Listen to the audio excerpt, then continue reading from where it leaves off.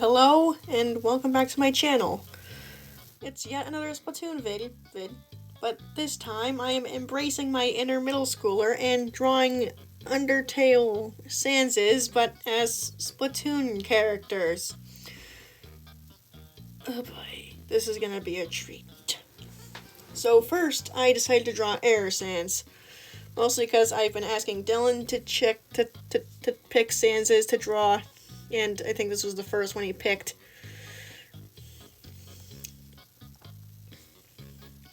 Honestly, I'm honestly very proud of how he turned out, even though I'm still terrible at drawing hoods. I'm practicing, I promise. I was partly inspired by a TikTok channel, which I can't find anymore, that explains like some of the context for some of the Undertale AUs and the different stanzas. And apparently, both Ink and Air are neutral. They just have different perspectives on the multiverse. Air wants it to be clean, essentially, and Ink needs the multiverse to exist in order to feel emotions.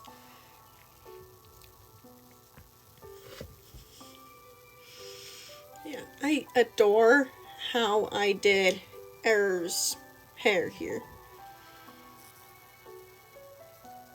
Not much to say, surprisingly. Then I was asked to do Classic Sans.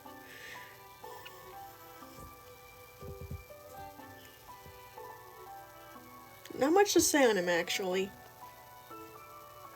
I do recall hearing the news about the sand sweep around the same time that the Queen of England died. May she rest in peace. So I was there when it was written into lore that he was a Tumblr sexy man. Yes, I have been aware of this game since its release. Back before my first exposure to the series was when Mando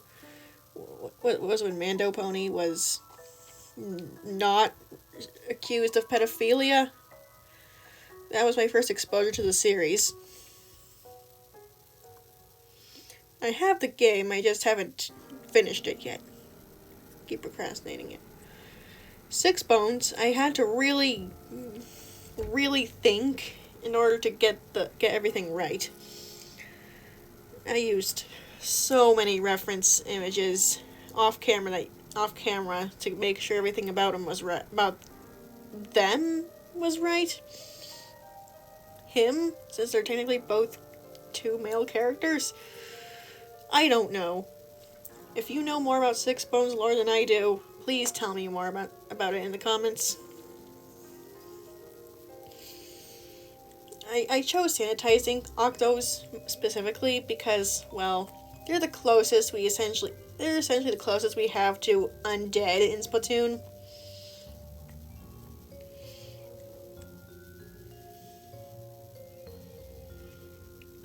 But yeah, I hope you like this new, shading style. I'm quite proud of it.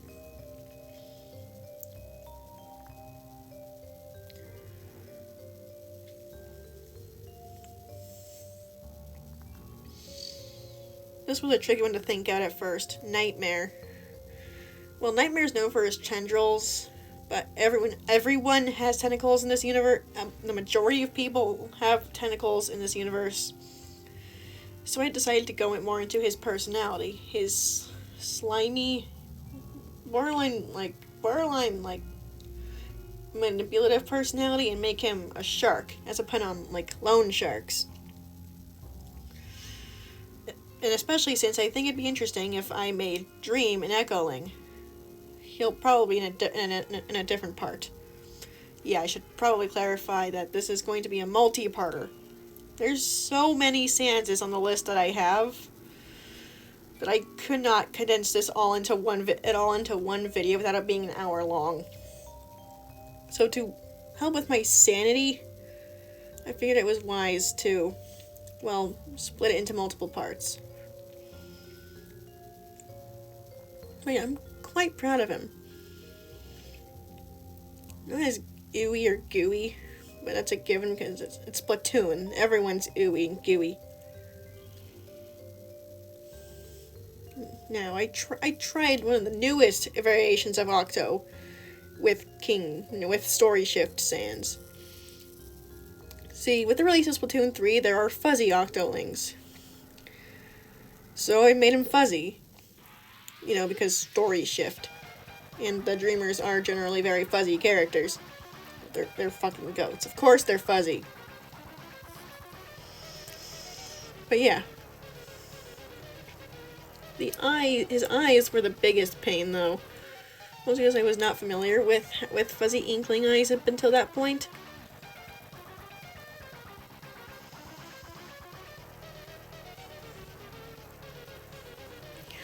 Oh, this is another favorite of mine. Reaper Sans, who I made a catfish.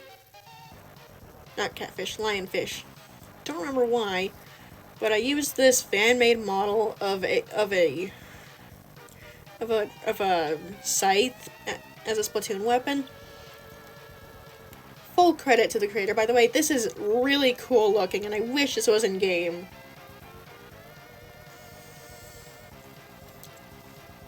But yeah, I even made the clip on his hood like a splat symbol because of the whole splatted by such and such. Like splatted by that one propeller in that one map I forgot the name of.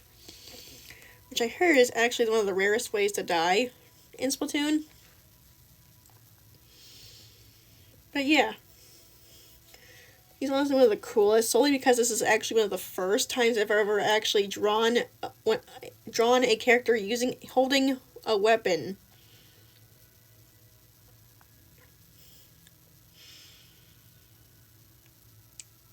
I don't know really what to say here. Just find this really cool.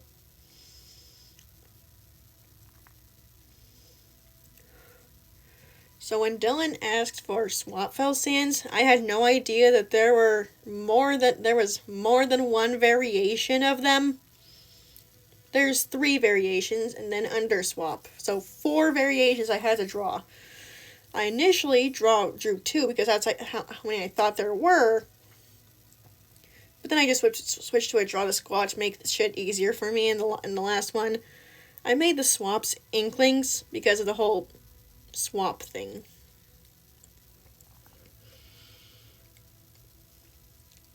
I actually forget all of their names, but the dark red one, the dark blue one, the light blue one, blueberry, and the bright red one. They all have different... These are all hairstyles that inklings can canonically have in game too. Well, in Splatoon 2 at least. I held up 3 fingers there. 2.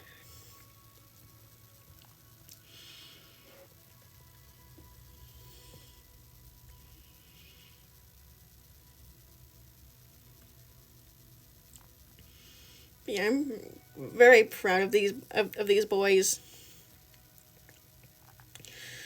But yeah, as the thumbnail suggests, I had the biggest Undertale phase when I was in middle school. Combine that with my ongoing MLP phase that happened at the same damn time, you can see how that would end in disaster. Just absolute disaster. I hate thinking about it to this day. Not the game, mind you, it's just trauma that resulted from me being a fan of from the phase I was in at the time. There was this girl I knew who hurt herself when we got into a massive argument. I don't like talking about it much. And that's the video. Stay tuned for part 2. See ya.